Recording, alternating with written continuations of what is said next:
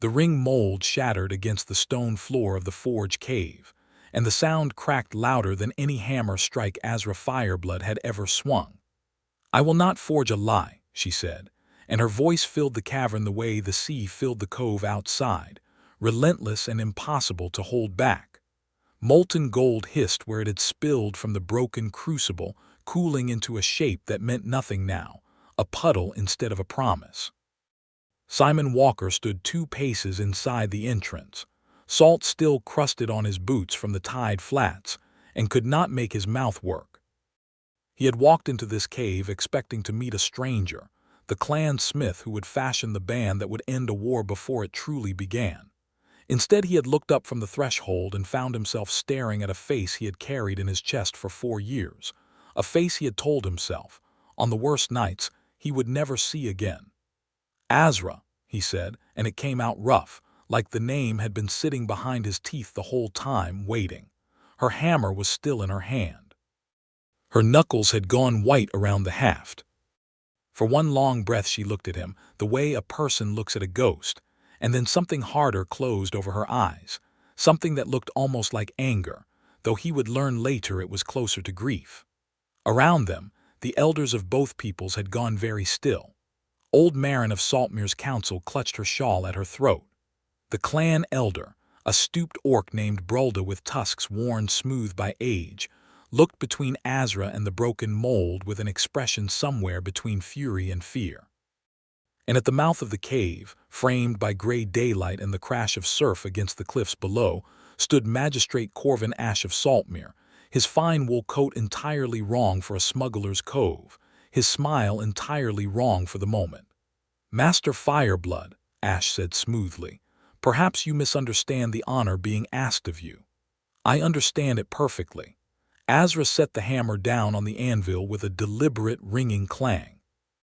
She was tall even for an orc woman, her shoulders broad from years at the forge, her dark green skin catching the firelight in copper tones along her collarbones.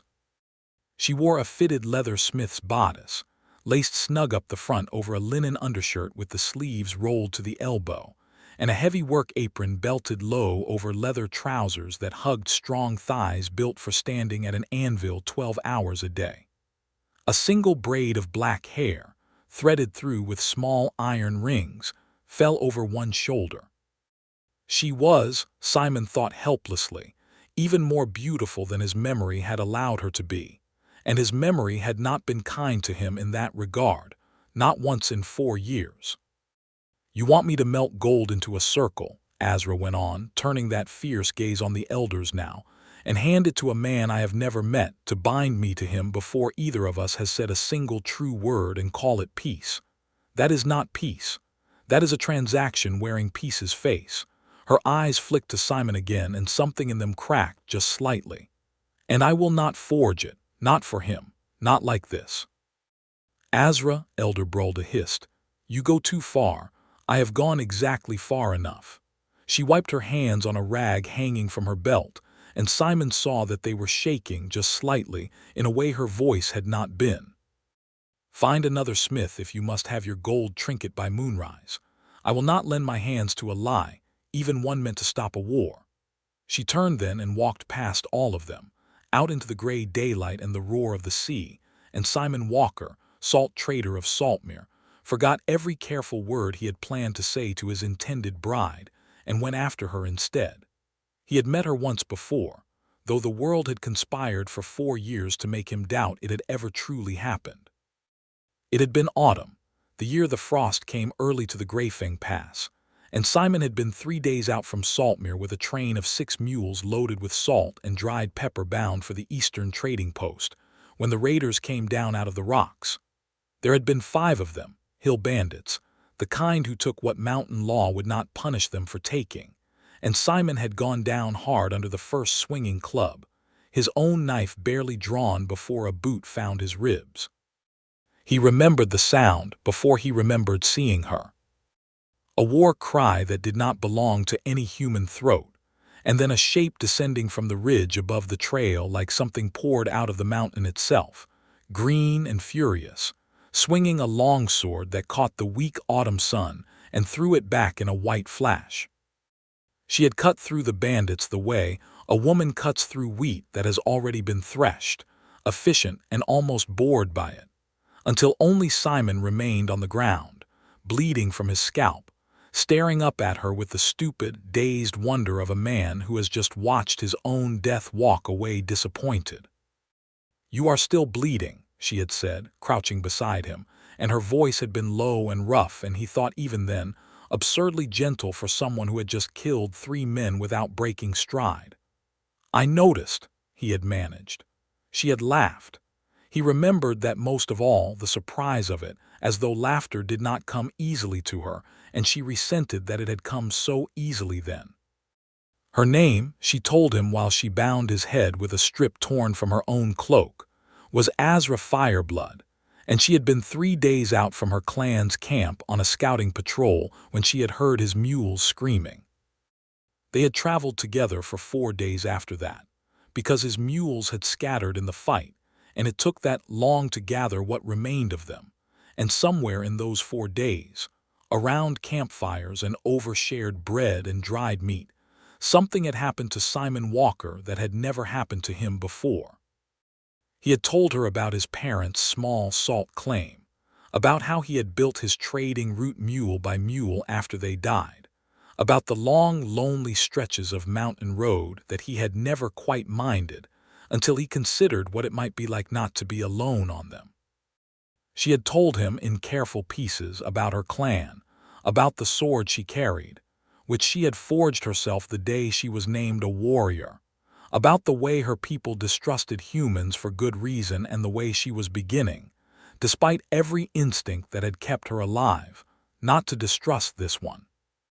On the 4th night, with the fire burning low and the pass narrowing toward the lowland road where their paths would split, she had reached across the space between them and touched his jaw, turning his face toward hers, and kissed him with a fierceness that had left him breathless and half convinced he had imagined the whole encounter, bandits and all.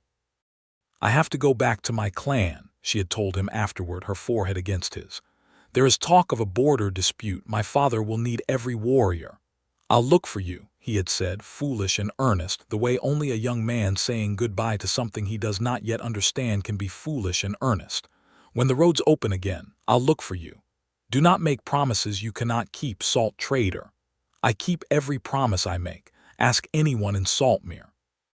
She had smiled at that, sad and fond, and in the morning she was gone before he woke, and the border dispute she had mentioned had become, within the month, an open skirmish that closed the passes for 2 years. He had looked for her in every trading season since, in every clan camp he was permitted to trade with, and had found nothing until he had begun to believe, in the quiet, resigned way a man believes things he cannot bear to keep hoping against, that she was dead, or that she had simply chosen, in the end, not to be found. He caught up to her on the narrow cliff path above the cove, where the wind off the sea tried to tear the words out of his mouth before he could speak them. "You're alive," he said, which was not what he had meant to say at all. Azra stopped walking. Below them, Scarrow Cove opened out in a great crescent of black sand and hidden caves, the sea cliffs riddled with openings where smugglers' boats slipped in and out on the tide, where salt-stained ropes hung from iron rings driven into the rock, where the neutral ground between human Saltmere and the Fireblood clan had been struck, years ago, by traders too practical to let old wars stop good business. "You're alive," she repeated back at him, and her voice cracked on the second word. "For years, Simon Walker, for years I told myself you had died on some road because that was easier than believing you simply never came. I came. Every season the passes opened, I came. I went to 3 different clan camps looking for a Fireblood smith and found nothing but closed gates and spears pointed at my chest. My clan moved north after the border fighting. You could not have known where to look. I didn't know. I just kept trying." He took a step toward her, close enough now that he could see the fine scar above her left eyebrow that had not been there before, could see the way her jaw was tighter than it used to be, older, harder, though the eyes beneath it were the same eyes that had looked at him across a dying campfire and made him believe, for 4 impossible days, that the whole shape of his life had changed. And now some council in Saltmere and some council in your clan decide, without ever asking me a single question about who I am, that I should marry a woman I have never met to save both our peoples from a war neither of us started. And it turns out to be you. He laughed, a short disbelieving sound. It turns out, after 4 years, it was always going to be you. Azra's throat worked. The wind pulled a strand of hair loose from her braid and she did not push it back. You think that makes it easier, she said quietly. It does not. It makes it worse, because now it is not some stranger's hand I am meant to bind mine to for the sake of politics I never asked for. It is yours. And I would rather cut off my own arm than let them turn what we had into a line in some peace treaty, weighed and measured like salt. So what would you have instead? His voice was not angry, only raw. Tell me, Azra, because I have spent 4 years wondering if I made you up. I would take you as a lie before a peace treaty if the alternative is losing you again. That, she said, is exactly the problem, salt trader. But her hand, when it came up, did not push him away. It closed instead around the front of his coat, and for a long moment neither of them moved, the sea crashing below them, the gulls crying overhead. 4 years of silence stretched thin as wire between two people who had never stopped, not truly, not for a single season, hoping. The elders were waiting when they returned to the flat stretch of black sand, where the tents and stalls of Scarrow Cove's neutral market stood between cliff and tide line, a place where human traders and orc clanfolk had done business for a generation, despite the war their peoples had fought before that. Elder Brulda's face had gone the color of old ash. Magistrate Ash had the look of a man recalculating figures. You cannot simply refuse, Ash said to Azra, though his eyes stayed on Simon, weighing him the way a man weighs a coin he suspects is clipped. This alliance was not a request. 3 villages burned along the border last summer, 12 men dead on your side, 9 on ours. In a fight over grazing rights neither council can afford to let happen again. Your father agreed to this marriage because it was the only offering both sides would accept without further bloodshed. You cannot simply. I have not refused the marriage, Azra said, and something in her voice had steadied, gone hard and certain in a way that made even the magistrate fall silent. I have refused to forge a lie and call it a wedding ring. If I am to wear a promise on my hand, salt trader, it will be a true one or it will be none at all. She looked at Simon then, and there was a challenge in it and something that was almost unbearably hope. Give me until the next tide turns, she said to the assembled elders, though her eyes never left Simon's face. If there is to be a ring, I will forge it myself in my own time in my own way. Not before. Azra Fireblood arrived at the cove 3 days later, and Simon understood, watching the clan chief descend the cliff path with an honor guard of 6 warriors, exactly how much weight his daughter's fury had put on the fragile scaffolding of this peace. Vorgeth was broader than Azra, his tusks capped in worn bronze, his eyes the same startling amber as hers, though heavier now with years of leading a clan through a war he had never wanted. He studied Simon for a long moment on the black sand of the cove, the sea wind snapping at both their cloaks. My daughter tells me you are the salt trader who wandered into a bandit ambush in Greyfang past 4 autumns past, Vorgeth said, in the careful, deliberate common tongue of a man who had learned it late and trusted it little. I am, sir. She also tells me she has not stopped thinking of you since. Vorgeth's mouth did something that might on a less formidable face have been called a smile. This complicates matters considerably. I didn't ask for it to be me, sir. I only know it is. No. Vorgeth looked past him, down the beach to where Azra stood at the mouth of the sea cave she had claimed as her forge, arms crossed, watching them both with an expression Simon could not read at that distance. No one asks for the things that matter most. They simply arrive like weather. He clapped a heavy hand on Simon's shoulder, hard enough to stagger him. You will not lie to her, salt trader. Whatever else this peace requires, you will not lie to my daughter, or I will end this alliance myself with my bare hands, treaty or no treaty. I have no intention of lying to her, sir. I never have." Vorgeth studied him a moment longer, then nodded once, sharp and final, and walked on toward the elder's tent to argue, Simon suspected, for time. Scarrow Cove, Simon came to learn over the following weeks, was not simply a meeting place. It was a living thing, a crescent of black sand tucked beneath towering sea cliffs so riddled with caves that the local smugglers claimed no one, human or orc, knew the true number of tunnels honeycombed through the rock. Boats slipped in on the high tide loaded with contraband brandy and unlicensed steel, and slipped out again, before the customs riders from either kingdom could climb down the cliff paths to investigate. It was neutral ground because it belonged to no one and everyone, a place where the old war between humans and orcs had simply never bothered to follow, because there was too much profitable business to be done for either side to waste it on old grudges. Simon set up his own modest trade there while the elders argued, and the marriage negotiations crawled forward through committee and counter-proposal, selling salt and spice out of a canvas-roof stall to smuggler crews and clan scouts alike, and found, to his own quiet surprise, that his years of fair dealing in Saltmere had followed him. Orc traders who had never spoken a civil word to a human in their lives haggled with him over the price of black pepper, and found, grudgingly, that he did not cheat them. Human sailors who muttered about orc savages under their breath watched him carry crates for an elderly clan matron without being asked, and said nothing further about savages, at least not where he could hear it. Azra's forge occupied the largest of the sea caves at the cove's northern point, its mouth blackened with generations of smoke, its interior lit by the orange glow of a coal fire that never quite went out. Simon found excuses to visit it more often than any reasonable man required, telling himself he needed nails for his stall's canvas frame, or a mended buckle for a mule's harness, or simply the sound of her hammer, which had become, in 4 short weeks, a sound he listened for the way other men listened for church bells. "You are here again," she said one gray afternoon, not looking up from the horseshoe she was shaping, sparks scattering off the anvil in bright arcs. "I am."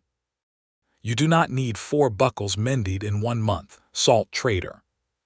"No," he admitted, and pulled a low stool close to the forge's heat, close enough that he could watch the muscles in her forearm bunch and release with each hammer strike. "I don't." She glanced at him sideways, and something in her face softened despite the effort she was clearly making to keep it hard. "Then, why do you keep coming?" "Because 4 years ago I sat across a campfire from a woman who terrified me and made me laugh in the same breath, and then she disappeared, and I spent every season since wondering if I had only dreamed her." He watched the sparks fly. "And now she is real, and she is 40 paces from my trading stall, and I find I would rather sit in the heat of her forge listening to her curse at stubborn iron than do anything else in this world." Azra set down her hammer. The cave was quiet except for the low crack and settle of the coal fire, and beyond the cave mouth, the endless patient roll of the tide. "You should be careful, salt trader," she said, saying things like that to an orc smith with a hammer still in her hand. "Should I? It might go to my head." But she was smiling now, truly smiling, the first time he had seen it fully since Greyfang Pass, and it undid something in his chest that 4 years of careful, guarded loneliness had built up like a dam. The trouble came, as trouble in border country so often did, dressed as a challenge shouted across an open beach. It happened on a market day, when both peoples had gathered in greater numbers than usual at the cove to trade before the autumn storms closed the sea lanes. Human wool merchants and orc leather traders mingling with wary politeness under a sky the color of wet slate. Simon was weighing out a sack of dried chilies for a clan matron when the crowd's noise changed pitch, and he turned to see Karg Ironjaw stride out onto the open sand, his massive frame stripped to the waist despite the cold, an axe resting easy on his shoulder as though it weighed nothing at all. "Azra Fireblood," Karg's voice carried across the whole cove, silencing the market in a widening ring. I have held my tongue while the elders play at peace with a human trader's hand. I will hold it no longer. By the old right of challenge, I say this marriage is a mockery, and the human who thinks himself worthy of you is no warrior at all, only a salt peddler playing at a warrior's place. Simon felt the crowd's attention swing toward him like a physical weight. Azra, who had been at her forge cave, emerged with her hammer still in hand, her expression gone flat and dangerous in a way Simon had not yet seen directed at anyone but stubborn iron. "Karg," she said, walking out onto the sand with the unhurried certainty of someone who has never once needed to hurry toward danger. "You have wanted this challenge since the day my father named a human as the peace bond instead of you. Say what you mean plainly, or go back to your tent." "I mean plainly that no soft-handed traitor should stand where a warrior belongs." Karg's axe came off his shoulder, testing the air in a slow, deliberate arc. "Let him prove himself if he means to stand beside the daughter of Azra Fireblood. Let him face me, blade to blade, or let him crawl back to his little salt stall and admit what he is." The crowd had gone utterly silent now, human and orc alike drawn into a loose ring around the black sand, and Simon understood, with a cold, clear certainty, that if he refused this challenge in front of every witness who mattered to this fragile peace, he would hand Karg exactly the victory the man wanted without a single blow being struck. "I accept," he said, and his voice, to his own faint surprise, did not shake. "Simon," Azra's hand caught his arm hard enough to bruise. "He will kill you. This is not a duel of honor, this is slaughter dressed as tradition." "Then stand where you can see it," Simon said, "because I am not going to spend the rest of my life letting men like that decide what I am." He had a trader's knife at his belt, good steel but built for cutting rope and cheese, nothing more, and Karg's axe alone probably weighed more than both of Simon's arms together. The crowd formed its ring on the black sand, and Karg came at him not slow, not testing, but with the full committed speed of a man who intended this to end quickly. Simon threw himself sideways, felt the wind of the axe's passage snatch at his coat, rolled up onto his feet with sand in his teeth and his heart slamming against his ribs. He was not a warrior. He had never pretended to be one. But he had spent a decade managing stubborn mules on narrow mountain trails, and that had taught him, if nothing else, how to move fast and low and never stand still long enough to be a certain target. Karg's second swing came lower, meant to take his legs out from under him, and Simon barely cleared it, stumbling, his knife coming up more from instinct than plan to catch the haft of the axe as it passed, deflecting rather than blocking, buying himself half a second that he used to scramble backward across the sand. "Run, little traitor," Karg said, grinning, and swung again. This time Simon did not clear it in time. The flat of the axe caught his shoulder and spun him hard onto the sand, and the world went white at the edges, and he heard, distant and roaring, Azra's voice screaming his name. He rolled onto his back in time to see the axe coming down for the finishing blow, and then Azra Fireblood was simply there between him and death, her forge hammer catching Karg's axe haft with a ringing crack that echoed off the cliffs, and the sheer, savage fury on her face was something Simon would remember for the rest of his life. "You will not touch him again," she said, and her voice had dropped into something guttural and ancient, a warrior's voice, not a smith's. Challenge accepted was for blade and honor, Iron Joe, not for murder while a man lies stunned on the sand. "Finish this with me, if you still want blood." Karg's eyes flicked between them, calculating, and whatever he saw in Azra's face made him lower the axe by a fraction. "This is not finished, Fireblood." "It is finished today," Azra said, "or I will finish it myself right here, in front of every witness who matters to my father's peace, and you can explain to him afterward why you thought a stunned traitor was a fair target for your axe." She did not move from where she stood over Simon, hammer still raised, until Karg spat into the sand and turned, shouldering back through the parting crowd with the particular stiffness of a man who has been humiliated and knows it. The crowd's silence broke into a low, murmuring rush. Human and orc voices tangled together in a way Simon had not heard in all his weeks at the cove, something that was not quite acceptance but was, perhaps, the beginning of respect. Azra knelt beside him in the sand, her hammer forgotten, her hands going to his shoulder with a gentleness that seemed impossible in a woman who had just faced down an axe without flinching. "You are an idiot," she said, but her voice was thick, and her hands were shaking again, the way they had shaken outside the forge cave weeks before. "You could have died, over a challenge you had no need to accept." "I had every need," Simon said, wincing as her fingers found the worst of the bruise blooming across his shoulder. "I will not spend my life letting men decide in front of you what I am worth." "You are worth," she stopped, her jaw working. And then, very deliberately, she pulled him upright and against her, her arms coming around him with a fierceness that had nothing to do with tending a wound. And for a long moment neither of them said anything at all, the crowd forgotten, the sea wind cold against them both. She took him back to her forge cave to tend the bruise properly, the crowd's noise fading behind them as they climbed the black sand toward the northern point. And Simon sat on the low stool by the coal fire while she peeled his shirt back from his shoulder with hands that had gone gentle in a way that felt like its own kind of confession. "This will bruise badly," she said, pressing a cool, wet cloth against the darkening skin, her fingers lingering a moment longer than the task required. "You should have let me handle him from the start, and let Karg say I hid behind a woman's blade the first time my worth was questioned. No." He caught her hand before she could pull it back, held it against his shoulder, against the bruise, against the warmth of his own skin. "I have spent my whole life being the man nobody looked at twice, Azra, the traitor who passes through, who is polite, who is useful, who is never quite anyone's first thought. You looked at me first, 4 years ago and again today. I'm not giving that up because it frightens me to be seen." Azra's breath caught. Her hand, still beneath his, turned slowly until their fingers laced together, and she looked at him with an expression that had finally, entirely, stopped guarding itself. "I did not choose you because the council told me to," she said quietly. "I want you to understand that.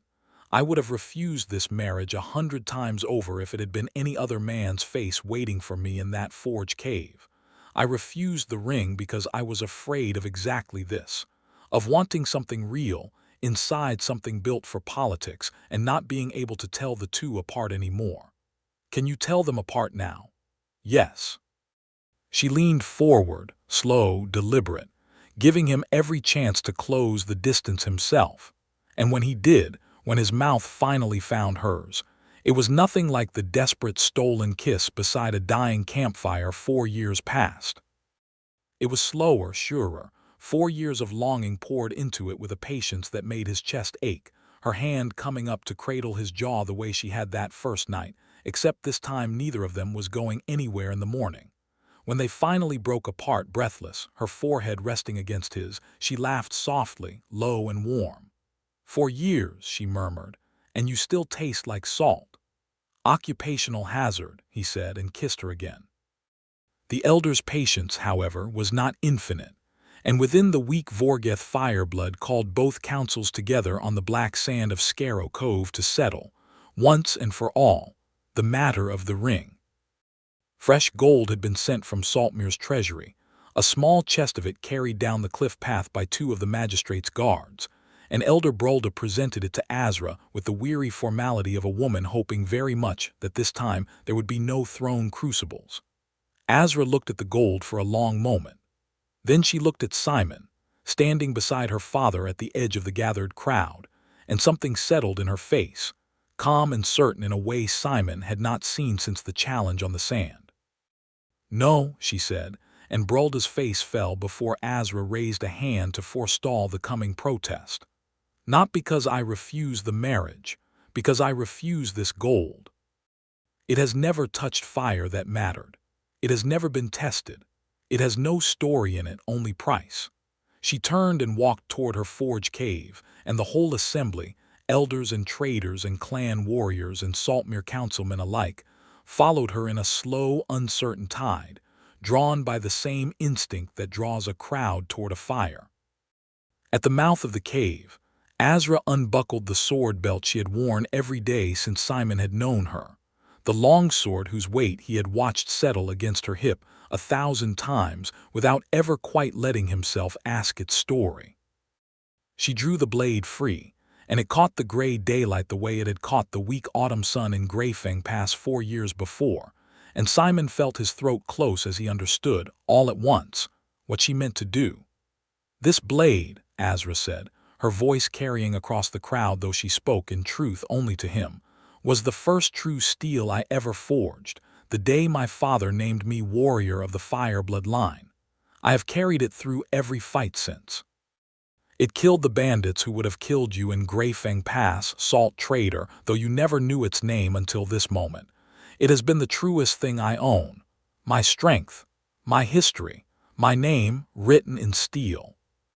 Her eyes found his, steady across the crowd, and did not waver. "I will not give you a ring cut from a stranger's gold, weighed and priced and meaningless. If I am to bind myself to you, it will be with the truest thing I have ever made, melted down and reforged with my own hands, so that whatever we build from this day forward is built from something that already saved your life once."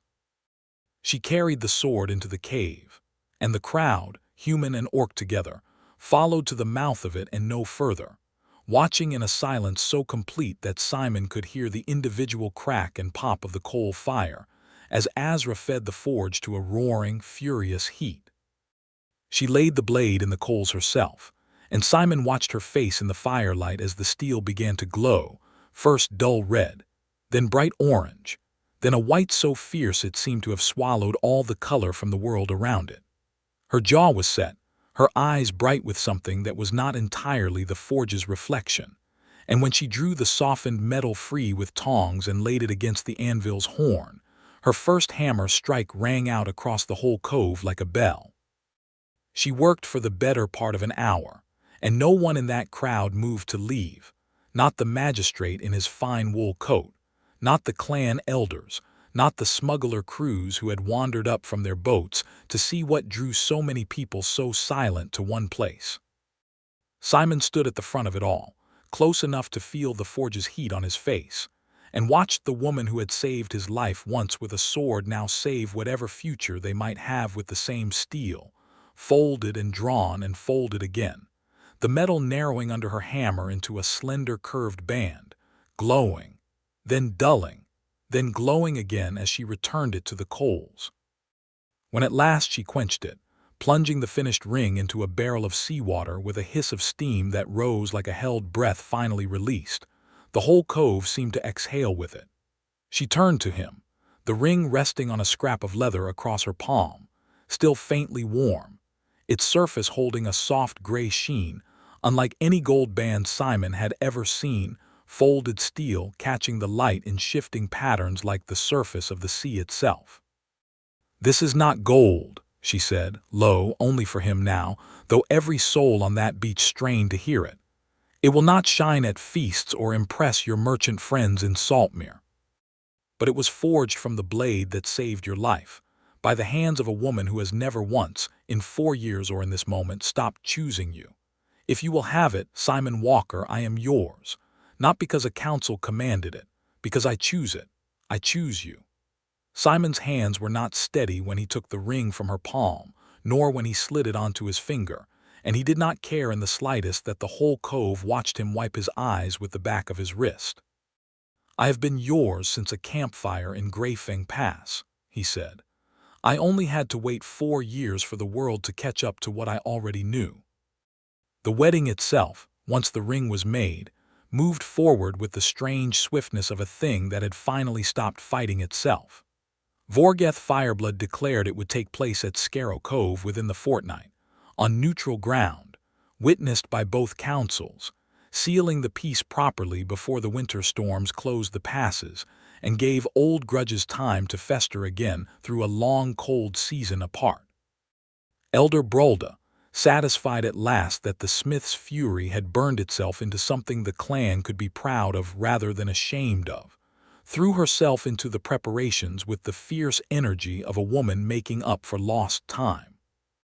Even Magistrate Ash smiled and made fine speeches about unity and the dawn of a new age between their peoples, though Simon noticed, in the weeks that followed, that the magistrate's smiles never quite reached his eyes, and that he spent an unusual amount of time in quiet conversation with sailors whose boats never seemed to carry the cargo their manifests claimed.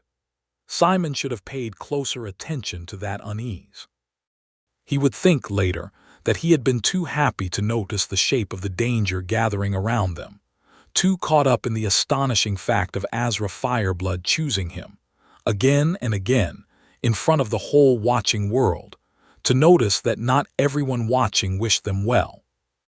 The morning of the wedding dawned clear and cold, the sea beyond Scarrow Cove flat and silver under a sky scrubbed clean of clouds, and the black sand crescent had been transformed overnight into something Simon would not have believed possible in a smuggler's cove a month before.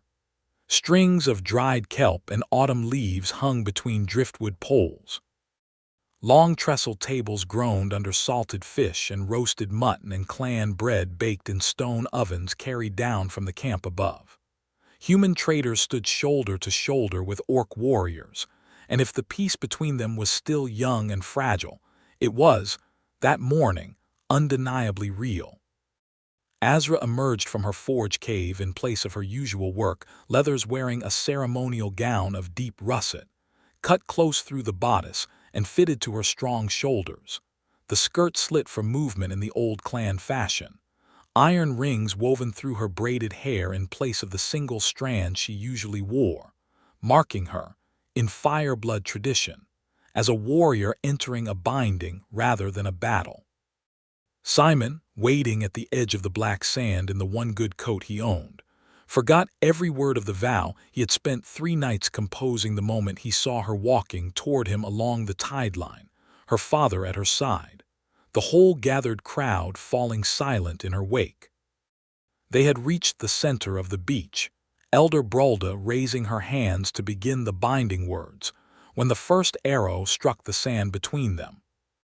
The scream that followed came from somewhere up the cliff path, and then the whole morning broke apart into chaos, torches thrown from the cave mouths above catching on the dry kelp decorations, smoke and flame roaring up along the cliff face as armed men, some in the leathers of hired raiders and some, Simon realized with a cold lurch, wearing the colors of Karg Ironjaw's own hunting band, poured down onto the beach from 3 directions at once. To the cliff path. Vorgath's roar cut through the panic, warriors of the clan already forming a defensive line, but the raiders had planned well, cutting the crowd in 2, driving a wedge of fire and steel directly between the gathered wedding guests and the single safe route back up to the camp above.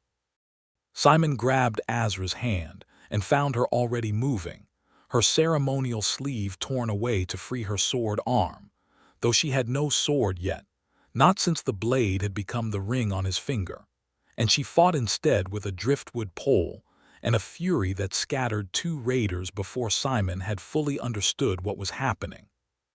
"This way," she shouted, dragging him toward the base of the northern cliff face, away from the burning tables, up a narrow goat track that switchbacked toward the cliff top where the smugglers sometimes hauled cargo by rope, and Simon followed her, his lungs burning, arrows skittering off the rock around them as Karg's raiders realized their true target had slipped the trap. They broke out onto the cliff top with 3 raiders close behind and more climbing from below, and Simon understood, with the particular clarity that comes only in the worst moments of a life, that they were trapped. The cliff top narrowed into a bare finger of rock jutting out over the sea, sheer drops on either side, the raiders closing the only path back toward safety, torches and drawn blades and Karg himself now visible among them, his axe already bloodied from the chaos below. "Azra," Simon's voice came out steadier than he felt. "There is no way back." She looked at him, then at the raiders closing the distance, then over the edge of the cliff to where the sea churned dark and deep against the rocks far below, close enough to the cove's mouth that the smugglers' boats sometimes anchored there on the high tide. "There is one way," she said.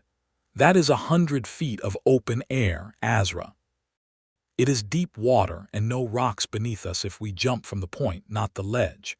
She was already pulling him toward the very edge, her hand locked around his with a grip that would leave bruises, her eyes fierce and certain in a way that left no room for his fear to argue. "I did not forge you a ring from my own blade to lose you to Karg Ironjaw's cowardice, Simon Walker. Do you trust me?" An arrow hissed past his ear. Karg's roar was close now, close enough to hear the words in it, promises of blood and vengeance and the end of a peace he had never wanted. "Yes," Simon said, and meant it with everything he had. "Then hold your breath." They ran the last 3 steps together, hand in hand, and the cliff simply stopped beneath their feet, the world dropping away into a long, screaming, weightless fall, the wind tearing at them, the sea rushing up to meet them faster than Simon's mind could fully comprehend.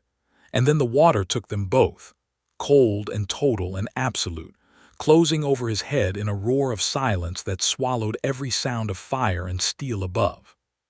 He surfaced gasping, salt water streaming from his hair, and for one heart-stopping instant could not find her, could not see anything but gray swells and the black cliff towering above, arrows still falling harmlessly into the water around them from the furious raiders above who dared not follow the jump themselves.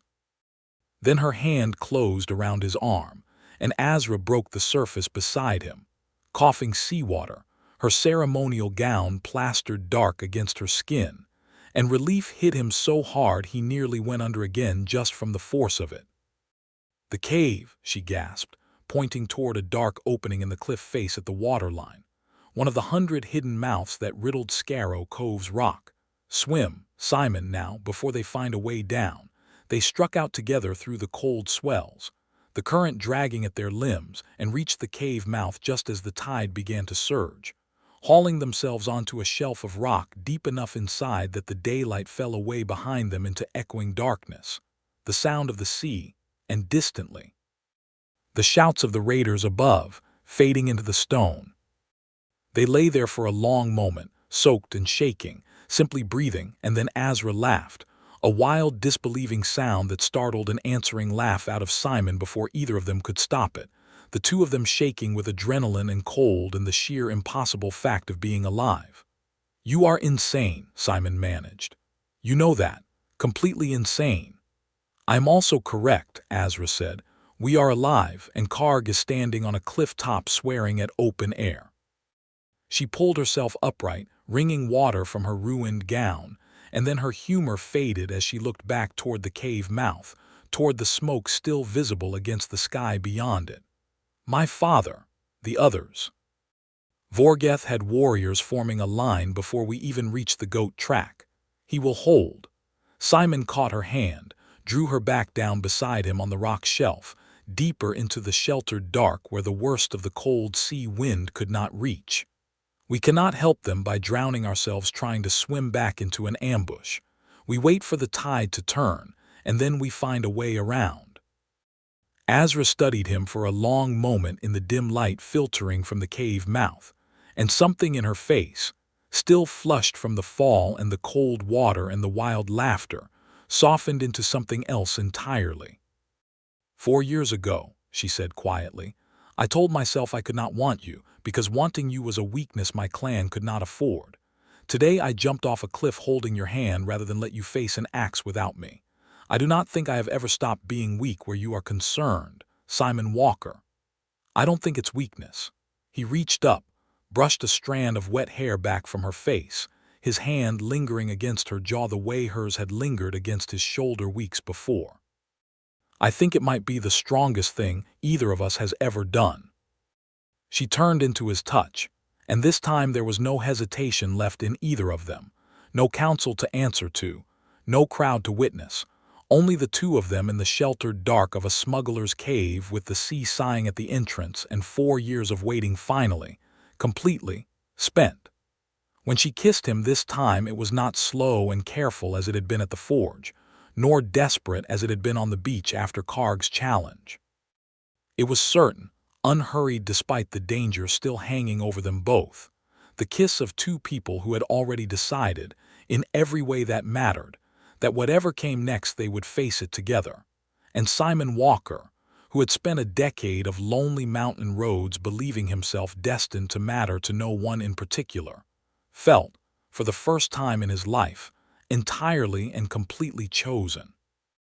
They found dry driftwood further back in the cave, where the smugglers had clearly stored supplies against exactly such an emergency, flint and tinder in an oilskin pouch tucked into a rock crevice, and built a small fire deep enough in the cave that no light would carry to the clifftop above. They shed their soaked outer garments to dry by the flames, wrapped instead in a smuggler's stored wool blanket, and in the firelit dark, with the sea's endless breathing at the cave mouth and the whole world outside reduced to the two of them and the warm circle of the fire, they finally, fully, let 4 years of longing find its answer, slow and tender and entirely unhurried, the ring of folded steel bright on Simon's hand catching the firelight every time he reached for her. Morning found them climbing a smuggler's rope ladder up through a shaft in the cliff that Azra had known about since her earliest days trading at the cove, emerging into daylight at the top of the northern point far from where the ambush had struck, to find the beach below scarred with burned tables and trampled sand, but standing. Vorgath's warriors had held the line, driving Karg's raiders back into the caves and up the cliff paths where a company of Saltmere's town guard, alerted by the smoke, had cut off their retreat entirely. They found Karg himself bound at the wrists on the black sand, his axe taken, his face a mask of furious humiliation, and beside him, also bound, wrists raw with rope, stood Magistrate Corvin Ash, his fine wool coat torn, his composure entirely gone. "You," Simon said, staring at the magistrate with a slow, dawning understanding. "He has been funding Ironjaw's raiders for a year," Vorgath said grimly, striding toward them with a relief so plain on his broad face that Simon felt it like warmth. "Weapons run through this very cove, smuggled past his own customs riders, sold to Karg's band to keep the border tension alive. A war between our peoples would have closed the legitimate trade routes and made every smuggled crate through Scarrow Cove worth 10 times its weight. He never wanted peace. He wanted a market only chaos could feed." "The ring ceremony," Azra said slowly, understanding dawning in her own face. "You pressed for it to happen quickly, publicly at the cove itself, where you could arrange an accident," Ash spat, though there was no fight left in his voice, only bitterness. "A tragic raid, blamed on old grudges, and both councils screaming for war again within the week. It would have made me a very wealthy man." "It very nearly made you a murderer twice over," Vorgath said, and there was no mercy at all in his voice. "You will answer to Saltmere's own council for your treachery, magistrate, and you," he turned to Karg, "will answer to me."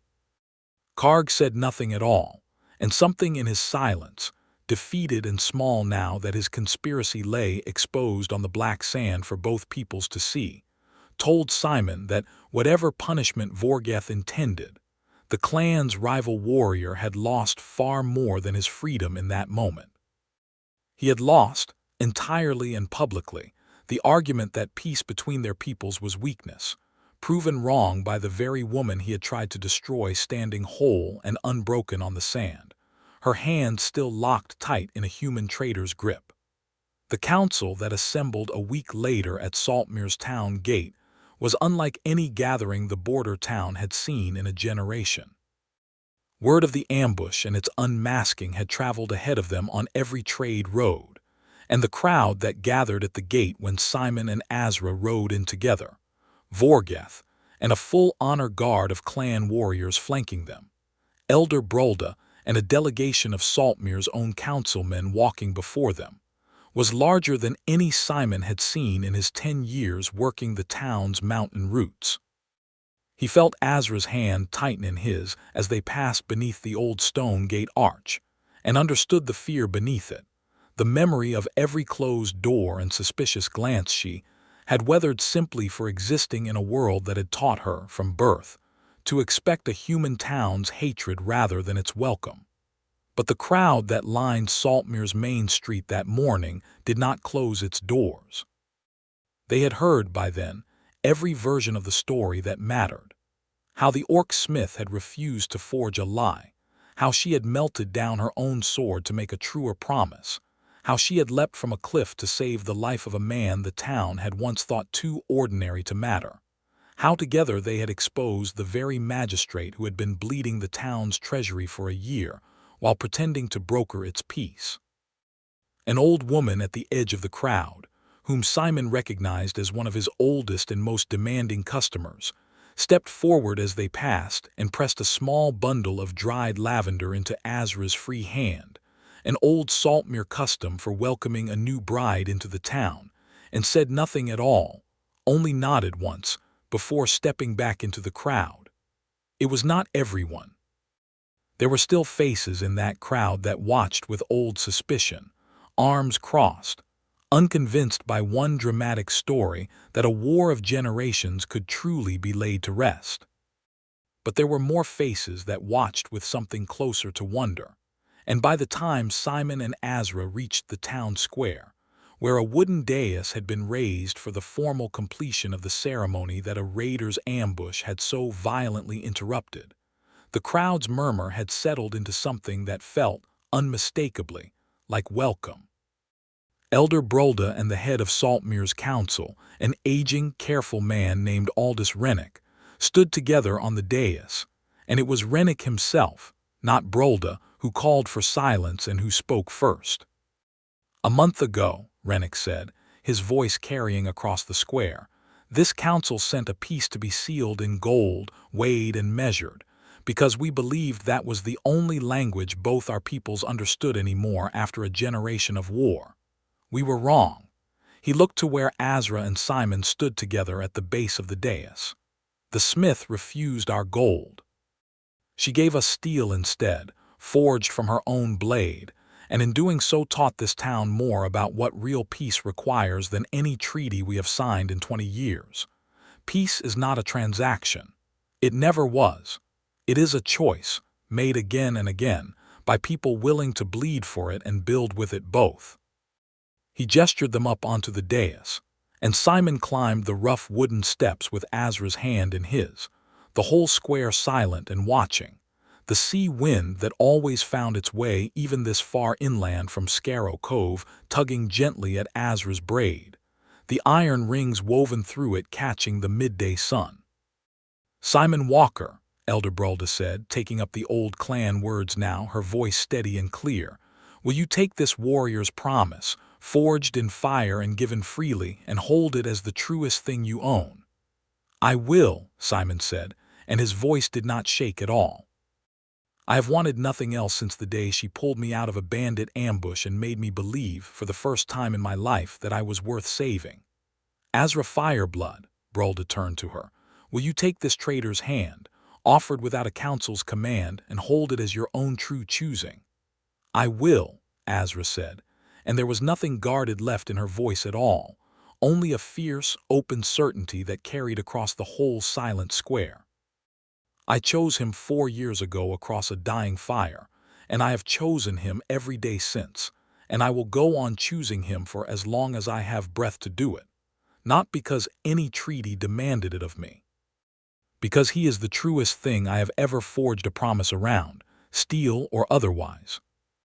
Simon slid the ring from his own finger, and in the old clan custom that Vorgeth had taught him only that morning, pressed it briefly to his own lips before sliding it onto Azra's hand instead, sealing the binding both ways, the folded steel gleaming gray and quiet against her strong fingers, holding within it the memory of a bandit ambush, a stolen kiss beside a dying fire, a cliff leap into open sea, and every fierce, unyielding choice she had made to stand beside him rather than apart.